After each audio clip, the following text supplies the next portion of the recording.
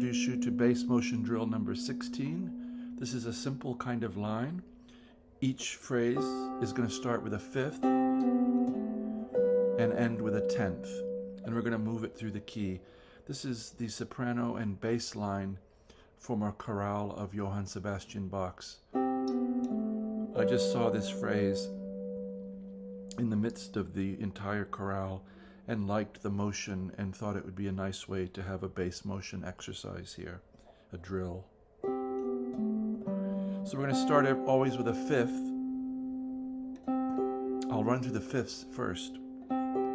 In the key of 1 sharp, C and G, 10 and 12, B and F sharp, 9 and 11, A and E, 7 and 9, G and D, 5 and 7, and now we get the only one that's not a perfect fifth. We get this augmented fourth. So you could think of it as a flat 5, but I think traditionally fifths were always classified as perfect along with octaves because they couldn't be altered. This is a way more traditional theory reading. So augmented fourth, or we could say diminished fifth. But the old, I'm talking old theorists said it was just perfect octaves and perfect fifths. Because they were immovable. Fourths could be augmented or diminished, etc. So here we do have F sharp and C, 4 and 5. So in each case we're going to start with a fifth and come down to a tenth. C and G, 4th and 3rd strings, 10 and 12. I'm sliding my first finger down to the 9th fret B, using 3rd finger to get A, 12th fret of the 5th string.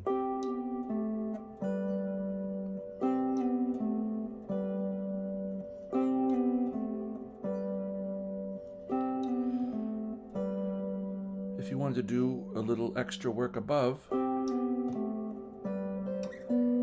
you could go up to the first inversion of each of these.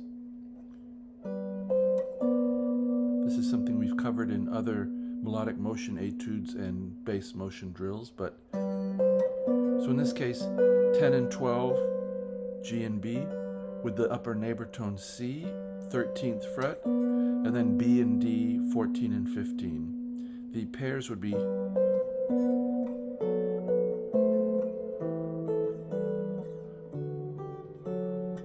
it'd be worth working these out.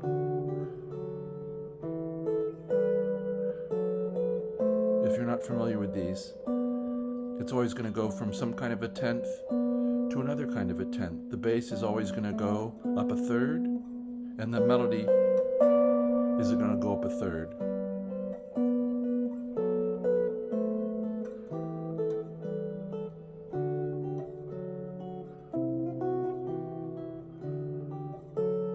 So that would be more like a melodic motion etude right there.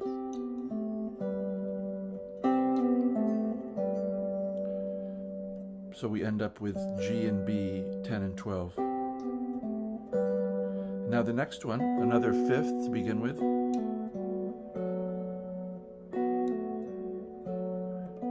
So B and F sharp, 9 and 11. I'm pulling off to the 7th fret, B, A, G. I'm using 3rd finger on the 10th fret to get that G note, and coming down to what would be a D chord in first inversion, 9 and 10.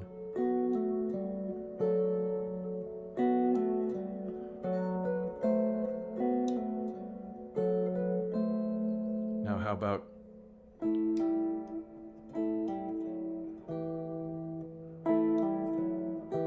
coming from 7 and 9, A and E, down to G, 5th fret, and then 3rd finger, 9th fret of the 5th string. Then E and G, 7 and 8, E and G.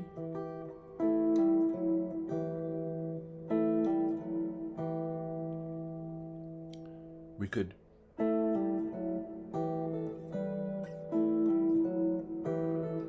go up to that pair of the inversion pair if we want. Then what do we have? Just like the first one. Try to keep these notes long and ringing if you can. If you're playing along, I hope so. So 5 and 7, sliding down to 4, G and D, F sharp, E, while we're still holding that D. And then we end up with D and F sharp, 5 and 7.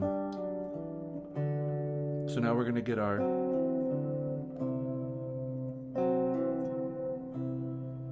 little tritone here if we want. 4 and 5, F sharp and C.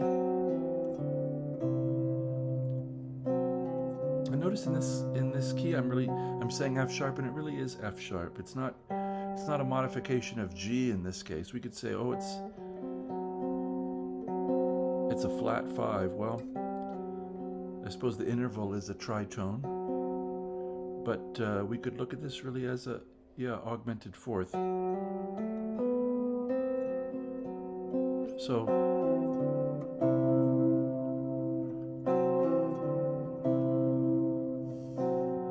So 4 and 5, pulling off to 2, E, F sharp, E, D. I hope the pattern's familiar to you already.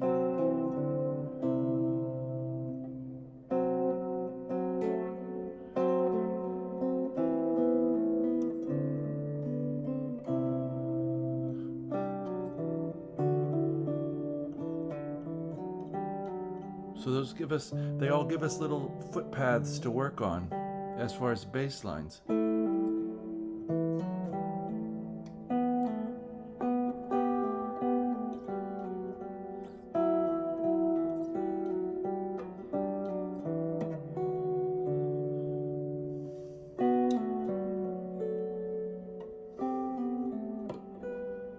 Staggering the entrances of the last two notes.